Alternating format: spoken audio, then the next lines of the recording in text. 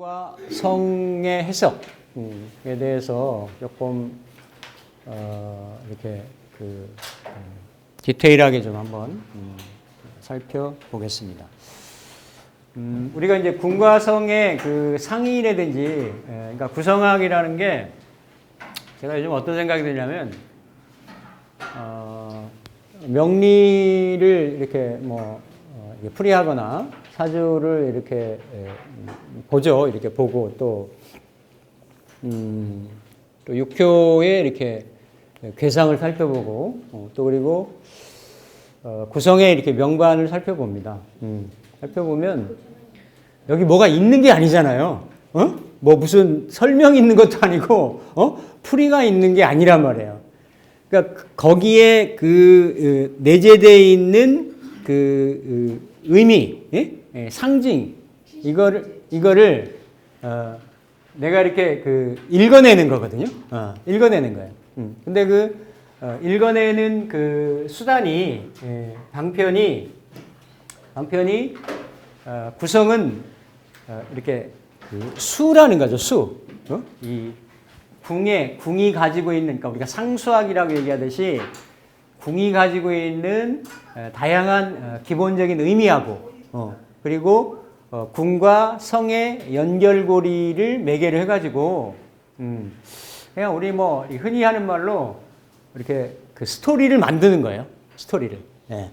합리적인 스토리를 만들어서 그걸 내가 활용을 하든 또 필요한 사람한테 내가 이렇게 풀이를 해서 전달을 하든 그런 거거든요.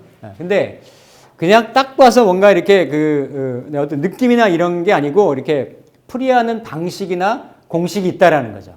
그러니까 서로 간에 약속인 거예요. 약속. 이 상은, 이 글자는, 이 숫자는, 요 궁은 이렇게 설명하기로 하자, 풀이하기로 하자. 그거를 다양한 경우의 수나 다양한 케이스하고 서로 매칭을 하고 연결해가지고 그걸 풀어낸다라는 거죠.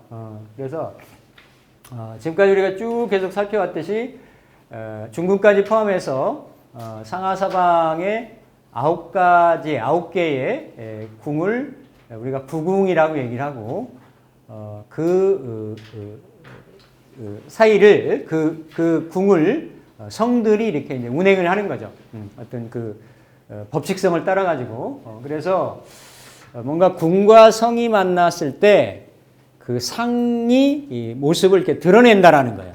드러내는. 그래서 일단 구성반을 포국한 후에 궁과 성이 상징하는 뜻을 일단은 파악한다. 그래서 구궁과 구성 숫자가 무엇을 의미하는지를 읽어줘야 됩니다. 이거에 대해서는 몇 번에 걸쳐가지고 다양한 형태로 우리가 연습을 했죠. 그래서 그냥 구성이나 구궁 이런 거를 구분하지 않고 그냥 구성학이다. 이렇게 얘기하는데 전반적으로는 70페이지. 구성의 어떤 상의 의미. 못 찾으셨어? 상의 의미를 이렇게 얘기하는 거고. 근데 이걸 만약에 또 구분을 한다라고 하면 우리가 그러니까 구궁을 체라고 보고체. 사람한테도 몸체인 거예요. 몸체. 주체가 되는 거죠. 그리고 성을 용으로 용으로 한다. 작용으로 본다. 그러니까 이렇게 구분을 하는 거죠. 근데 이거를 상황에 따라 가지고 이렇게 바꿔서 볼 수 있습니다. 바꿔서 예를 들어서 용을 체로도 보고 성을 용으로도 보고 용으로도 보고 보는데 근본적으로는 궁을 체로 보고 성을 그 작용으로 본다.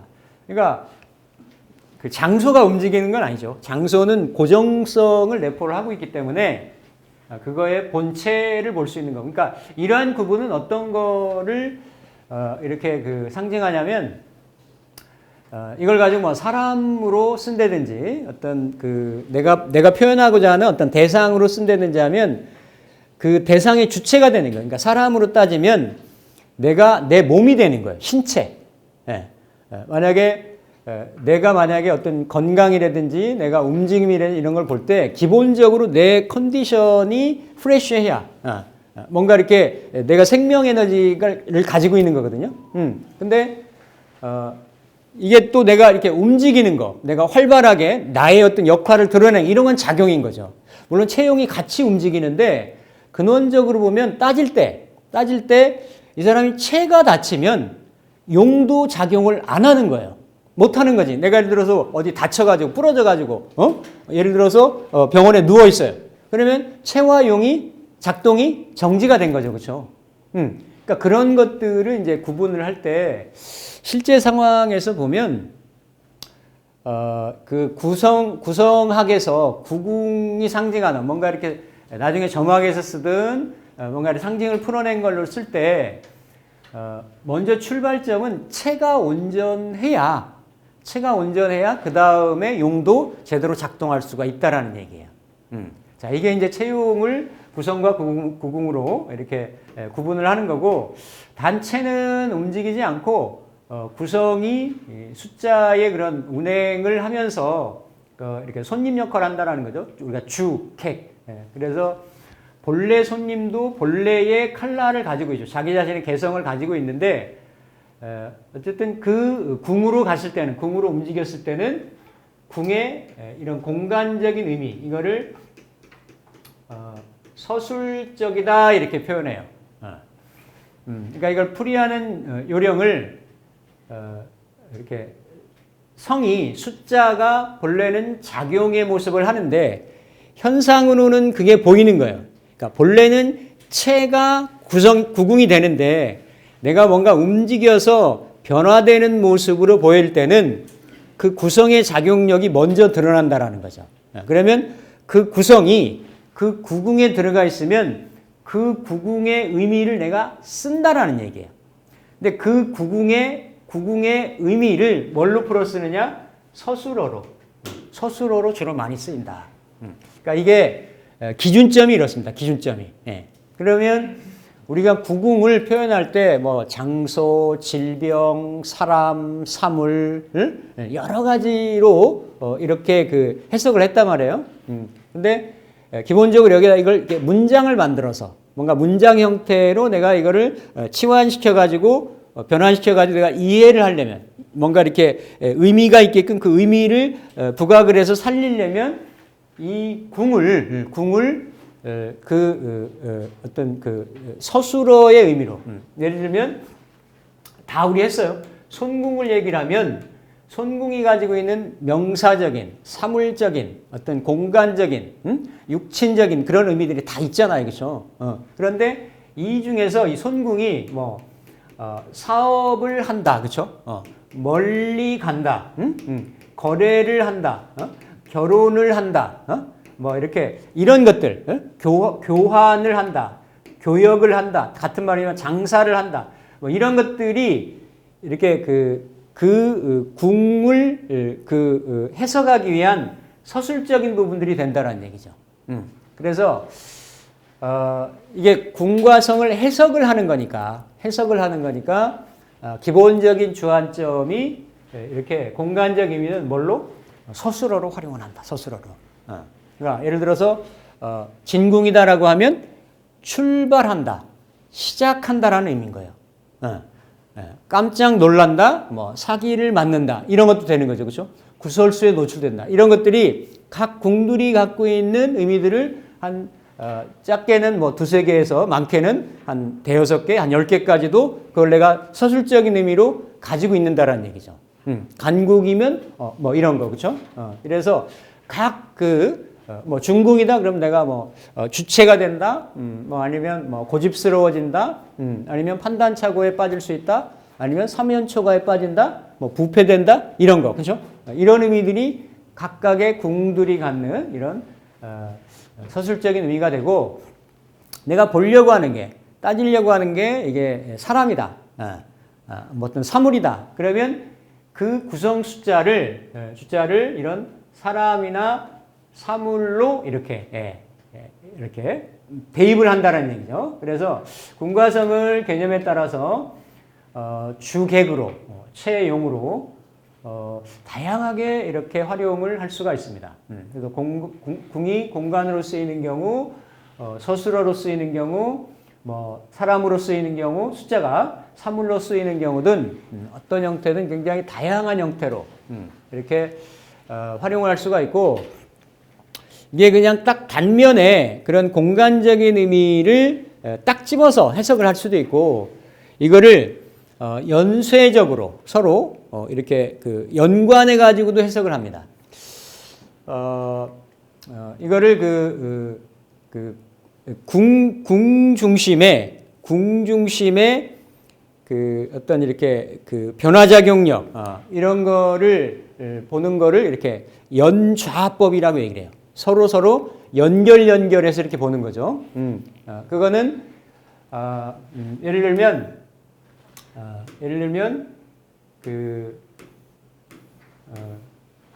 그쵸? 뭐 이렇게 오가 만약에 이렇게 건궁에 들어있다라고 하면 이제 상황에 따라서 그렇죠. 이 오가 전에 왔을 때는 이 모습이 그렇죠. 모습이 이 중국에서 왔을 거란 말이에요. 이 움직임이 이런 거니까 그렇죠. 이렇게 왔으면 오가 여기서 중궁에 있을 때 이렇게 움직였단 말이에요. 오로 이렇게 오가 건궁으로 이렇게 움직였으면 이 현상을 보면 이 오가 상징하는 본명성 오든지 뭐 이게 사물이든지 뭔가 상징하는 게 있단 말이죠. 그렇죠? 그러면 뭔가 이렇게 권위를 가지려고 한다. 크게 뭔가 확장을 하려고 한다. 또 본명성 오가 이렇게 취업을 하려고 한다. 그러니까 이 간궁이 가지고 있는 그런 의미들 그렇죠? 뭐 예를 들면 본명성 오가 여자라고 하면 이렇게 남자를 사귀려고 한다. 뭐 이런 것들이 다양한 형태로 해석이 된단 말이죠. 그렇죠? 그러면 이 오가 이렇게 들어가 있으면 지금은 순서로 이렇게 보지만 오가 예를 들어서 만약에 들어가면 이 오는 여기 순서로 보면 오가 이렇게 들어가 있으면 오가 일로 가면 6으로 가잖아요. 그렇죠? 6으로. 그러면 이 오가 이 자리에 들어가면 오에 원래 있었던 6의 글자는 어디로 가는 거예요? 태궁으로 가는 거죠. 그렇죠? 태궁으로. 그러니까 이 오가 간궁에 들어간 거는 이렇게 취직을 하는 거는 뭐 이런 거는 내가 이렇게 돈을 벌기 위한 거다. 뭐 오가 남자를 만나는 거는 유흥을 위한 거다. 이런 게 자, 제가 여기서 이거 조금 더 나간 건데요. 그냥 그 궁에 성이 들어가서 해석하는 거를 일단은 기본적인 해석이라고 하고 이렇게 이제 연결을 합니다. 연결을 해서 그러면 오가 들어간 여기에 지금 현상을 보는 건데 들어오기 전에서 그렇죠? 여기 예를 들어서 이렇게 이 자리에서 움직였으면 그 전에 상황이 있었을 거 아니에요? 그러면 여기 현재 상황을 해석을 하고 그러면 이 현재 상황에 있는 거에 그 다음 상황은 오가 본래 있었던 자리에 있었던 원래의 글자, 원래의 숫자가 이게 나가 있는 곳. 이런 것들을 연결을 해서 이렇게 해석을 해요. 연결을. 이건 이제 하나하나씩 보는 건데 이렇게 숫자들이 여기서 오가 뭐 이렇게 4하고 있다든지 또 다른 데서는 또 뭐 예를 들어서 오가 뭐 이렇게 뭐 순서가 다르겠지만 이렇게 양반을 그리다 보면 오들이 또 이 4들이 같이 이렇게 연관되어 있는 숫자들하고 있단 말이죠. 그렇죠? 그러면 그런 거를 같이 해석을 해주는 거죠. 이게 오가 이 자리에 들어왔는데 이거는 오가 그렇죠? 사업을 크게 확장하려고 거래를 하려고 장사를 크게 규모를 키우려고 들어왔다가 되는 거예요. 그렇죠? 이걸 오를 본명성으로 봤을 때 오한파 흉살로도 이렇게 해석을 하지만 그러면 또 다른 오가 어딘가에 또 있을 거 아니에요. 그렇죠? 그러면 그 오를 또 하나를 부수적으로 해석을 해줘요. 그러면 그거를 연결해가지고 같이 들어있는 숫자들을 같이 해석을 해줘요. 이거를 이렇게 그 연동법이다. 연동법이다. 그래서 자, 어쨌든 이거는 좀 나중에 이렇게 좀 숙달되게 이렇게 하실 거고, 기본적으로는 궁과 성에 들어가 있으면 그 궁을 서술어로 이렇게 본다라는 거죠. 자, 일단 궁의 공간적인 의미 다시 한번 살펴보겠습니다. 궁은 움직이지 않는 고정된 공간. 이거 뒤에 궁의 서술적인 의미들을 다시 한번 살펴볼 텐데요. 우리가 어떤 움직이지 않는 공간적인 의미는 이런 손궁은 그렇죠? 이렇게 바람이 부는 장소예요. 그러니까 바람이 부니까 여기서 교류가 일어날 수도 있고, 소식이 왔다 갔다 할 수도 있고, 교역이 일어날 수도 있고, 시장이 있을 수도 있고, 뭔가 유통이나 소통이나 융통이 일어날 수도 있고, 그래서 이런 바람처럼 어떤 그 돌아다니는 장소, 그러니까 해외, 먼 곳 이런 거죠. 요번 인천공항이 뭐 유례 없이 이렇게 붐빈다고 하더라고요, 그렇죠? 그러니까 그런 이렇게 뭔가 이렇게 해외로 가고 들어오고 하는, 또 이렇게 사람이 타고 내리고 하는, 이런 곳, 이런 곳의 장소들이 이렇게 어떤 공간적으로는 손의 모습 같은 것들이 있는 거죠, 그렇죠? 그래서 이게 바람처럼 돌아다닐 수 있는 장소. 그래서 이게 이제 어떤 해외라고 하는 의미가 굉장히 많죠. 무역이나 물물교역이나 이런 의미가 있고, 이 궁은 이게 이제 불이니까 불을 이렇게 우리가 등불을 불을 이렇게 비추는 거는 그렇죠. 내가 불처럼 환해지겠다라는 거고, 뭔가 이렇게 뭐를 드러내겠다라는 거고, 규명하겠다라는 거고, 밝히겠다라는 거, 그렇죠? 그러니까 이런 의미에서 다 그런 어떤 법의 의미라든지 또 정신을 밝히는 거라든지, 그런 뭐 진실을 내면의 상황을 이렇게 어떤 이렇게 드러내는, 폭로하는 거라든지 이런 것들이 다 있는 거예요. 그러니까 이런 의미의 1이라고 하는 숫자나 5라고 하는 숫자가 들어가면 그런 진실을 규명하고 불을 밝혀야 되는데 5가 들어가서 썩어 있는 형국이니까 불 밝히는 게 안 되는 거겠죠, 그렇죠? 그러니까 불의 자리에 1이 들어가 있으면 가장 어두운 거잖아요, 수라고 하는 거는, 그렇죠? 그러니까 이걸 이제 뭐 어떤 그 실상이 잘 안 드러나고 안 보이는 거예요. 그러니까 이걸 다양하게 해석할 수 있는. 그래서 이거를 뭔가 이렇게 사물을 밝히는 곳이니까 공부하는 곳, 연구하는 곳, 밝은 곳, 이렇게 되죠. 그러니까 시시비비를 다 이렇게 가리는 곳이니까 이 어떤 재판 정도 되고, 그쵸? 이렇게 경찰서도 되고, 이런 의미들이 다 연관해서 있을 수 있는 겁니다. 연구 학문적인 측면에서 이응도 있고 감응도 있잖아요. 그런 어떤 차이가 있을까요? 이거는 현실적인 공부. 약간 과학이고 이건 약간 철학이고 뭐. 그러니까 이거는 명예를 탐구하고 현실에 드러나는 거.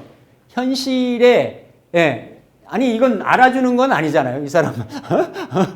그런 거예요. 그러니까 흔히 말하는 내가 무슨 뭐 사자 뭐 자격증을 취하기 위해서 공부하는 거라든지 이런 게 이제, 근데 크게 보면 다 수학 기운이니까 공부에는 들어가는데 약간 이렇게 안의 내면적인 탐구적인 정신적인 같은 정신이지만 이런 연구나 학문에 들어가는, 그러니까 이게 명상한다라고 하면 수에 좀 가까운 거죠. 화의 어떤 공부 쪽보다는 그런 어떤 의미가 있어요. 그러니까 이 의미가 갖고 있는 게 굉장히 다양해요. 굉장히 다양합니다. 그래서 그러한 그 상들을 이게 서술적인 부분이든 공간적인 부분이든 명사적인 부분이든 사람에 대한 부분이든 이런 것들이 제가 뒤에 보면 나중에 굉장히 많이 정리를 해놨어요. 그런 것들이 실제 이거 우리가 점학으로 활용을 하든 어떤 뭐 이제 나중에 내정이라든지 뭐 이렇게 운세풀이하는 거라든지 다양한 형태로 적용을 해볼 거예요. 그렇게 쓰일 수가 있다. 곤궁은 그냥 어머니가 있는 장소, 집, 가정, 상가 이런 거죠. 그러니까 올해 이제 을사년에 그렇죠? 이렇게 이제 팔이 곤궁에 들어간단 말이에요. 곤궁에 맞죠? 아닌가? 맞아요. 네, 곤궁에 들어가니까 그러니까 기본적으로는 어때요? 가정적이 되기 쉬운 거예요. 가정일에, 예? 집안일에, 그러니까 남자가 됐든 여자가 됐든 바깥 일과 안쪽 일이 있다라고 하면 기본적으로 가정이라고 하는 공간이 집이나 가정, 상가 이런 거니까 그렇죠? 이런 쪽에 그러니까 생계라든지 생활이라든지 이런 게 이루어지는 장소 공간이라는 얘기죠. 그렇기 때문에 근데 여기 이제 좀 암을 먹어서 올해 좀 암을 먹어서 좀 그러니까 이게 뭐 이렇게 저렇게 신경 쓸 일이 많다라는 게 되는 거예요. 암이 예. 그러니까 암이 날라오는 자리가 뭐예요? 5에서 간궁에서 날라오니까 간궁이 이게 부동산의 의미가 있고 그러니까 그게 고향, 집안, 부동산, 형제 이런 거니까 그런 일 때문에 여기도 지금 집안 곤궁에 들어가 있는데 곤궁에 그러한 이게 신경 쓰고 그럴 일들이 좀 많이 있다. 이렇게 보는 거죠. 그래서 곤궁이 갖는 장소적인 의미고요. 그리고 진궁은 그쵸? 그러니까 천둥번개가 치는 장소. 그러니까 시작하는 곳. 봄의 동쪽이고. 그러니까 출발하고 시작하고 그렇죠? 그러니까 이게 다 출발하고 시작하고 움직이는 거니까 이런 것들이 다 해당이 되죠. 쇼퍼, 그렇죠? 드라이버 같은 경우도 사람으로 치면 직업이 그 삶인 거예요. 삶, 진궁에 이렇게 해당하는 거죠. 움직인다라는 거니까 출발인 거고 내가 희망을 갖는다라는 거. 근데 이게 이제 어때요? 이렇게 놀라운 일이 발생하는 거니까 사람이 놀랄 때 어떤 때 놀라요? 이렇게 의외의 뭔가 난관이나 어떤 의외의 상황에 내가 봉착했을 때, 그렇죠? 그러니까 뭔가 요란한 곳이에요. 이렇게 아침이고 오전 시작하려고 하는 때고 이러니까 그러다 보면 분주하고 이런데 또 의외로 잘못된 출발이 이루어지면 결과는 이렇게 낭패로 이루어질 수 있는. 그래서 항상 구설수, 시비 내지는 사기. 여기 항상 그래서 여기에는 이 사기라는 게 이렇게 소리가 치고 뭔가 이렇게 드러나고 하는 이런 곳이니까 그런 게 있죠. 그리고 중궁에는 묘지나 쓰레기장이나 또 이렇게 그 사방이 막힌 사면초가. 그러니까 그냥 중궁을 해석이 안 되면 사면초가라고 해석을 하시면 됩니다. 사면초가. 그래서 뭔가 이렇게 쓰레기장, 움직임이 없는 장소, 또 긍정적인 거는 뭐 예전부터 머물렀던 장소, 익숙한 곳 이런 것들이 다 중궁이 갖는 공간적인 의미다. 이 태궁은 그 뭔가 이렇게 먹는 게 이루어지는 곳이니까 이게 상식적으로 이렇게 봐도 사람이 먹는 거에서 그렇죠. 먹는 거에서 이렇게 그 다툼이 일어나는 거거든요.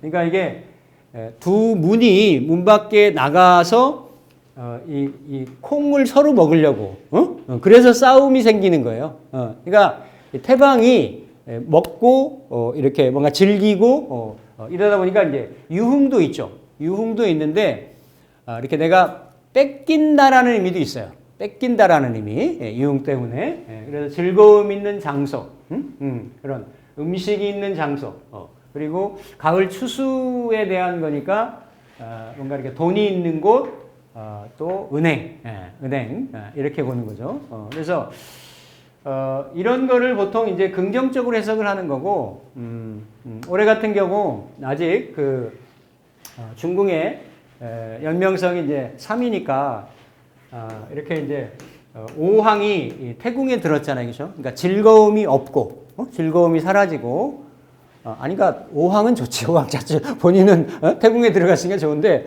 전반적으로 느끼기에는 태궁이 금전이 이렇게 그 부패되어 있는 형국인 거예요. 나라 경제나 국가의 주변적인 전반적인 상황이나 이런 걸 본다라고 하면 아직 갑진년을 얘기하는 거예요.